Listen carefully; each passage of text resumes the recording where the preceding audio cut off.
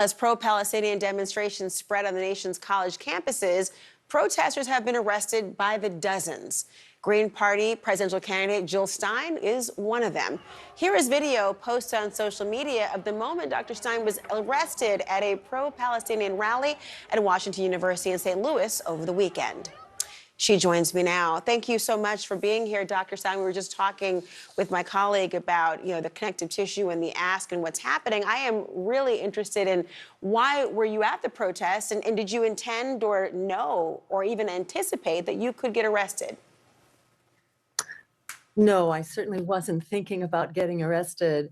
I attended the encampment to basically show support for the students because they are putting everything on the line. Their careers, their graduation, their housing, you name it, really, their lives are very much on the line here in taking these actions.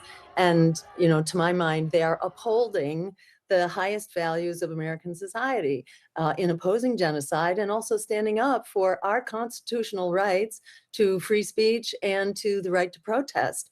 So I had been invited by some students to stop by the encampment, which I did. Then I was asked to please try to de-escalate the situation with the administration. And I went to talk to one of the assistant chancellors who was there.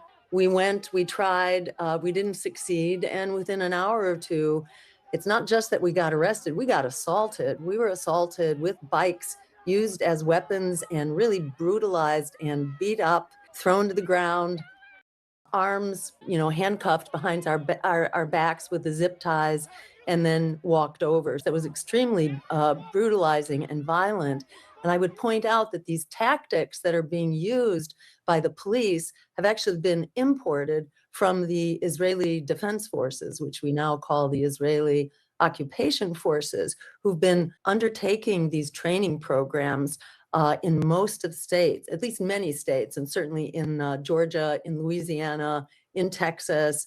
The Israeli Occupation Forces are part of these international training programs for police, and importing these very oppressive techniques that are used on Palestinians. It actually began in 2011, and this was analyzed after the Michael Brown riots and the very brutal actions of the police force. In fact, in taking down Michael Brown, that police force, the St. Louis police force, had actually been trained starting at that time by the IDF.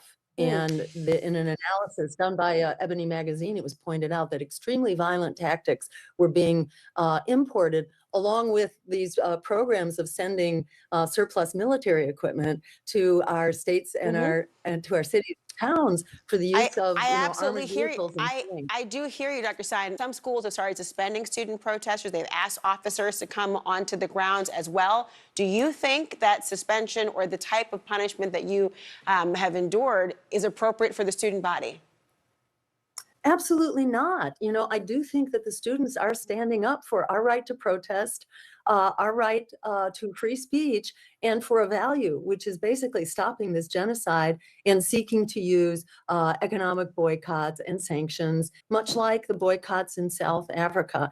And to your point, yes, violence has been inflicted by police for a long time. And in the Colombia protests against the Vietnam War, 700 students were arrested and 150 were actually hospitalized due to the police brutality. I know this is an issue that's very important to you. What do you think ought to be done, especially when you do have some divergent viewpoints from the student body as to the violation of school policies? What do you think ought to be done here? So after the Colombia unrest in 1968, there were policies adopted by the university to ensure that there would be due process, that there would be sufficient warning in advance.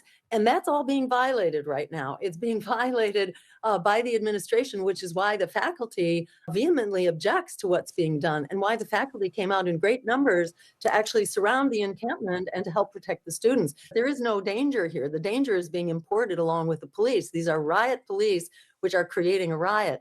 The protests themselves and the encampments, I've been to many of them, they've been extremely peaceful, they've been educational, extremely calm, and community building. So I think the use of police here is entirely unjustified.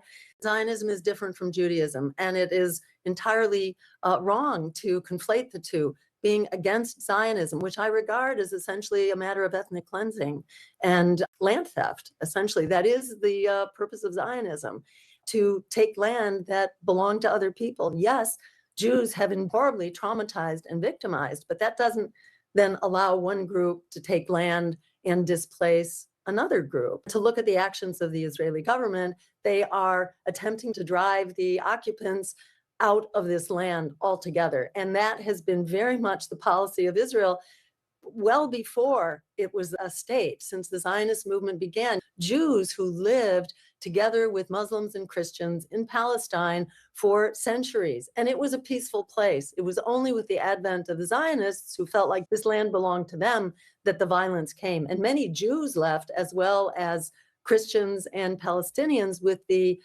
entry of the Zionists. This is a very difficult topic for people of Jewish background to come to terms with.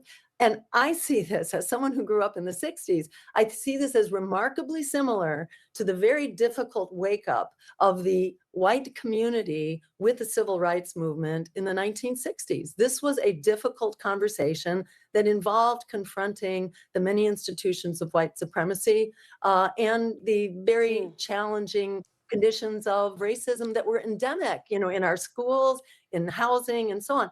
It's a hard conversation, but it has to be had, and it cannot be shut down. I think it's really important to have it, especially because our tax dollars are funding this war, which the American people vehemently protest. I hear varying different viewpoints on the complexity of this issue and personal opinions to that regard, and I do wonder if politics considers each and every aspect of it. My suspicions is that it does not, but this conversation has been very thought-provoking for me today. Thank you for joining us.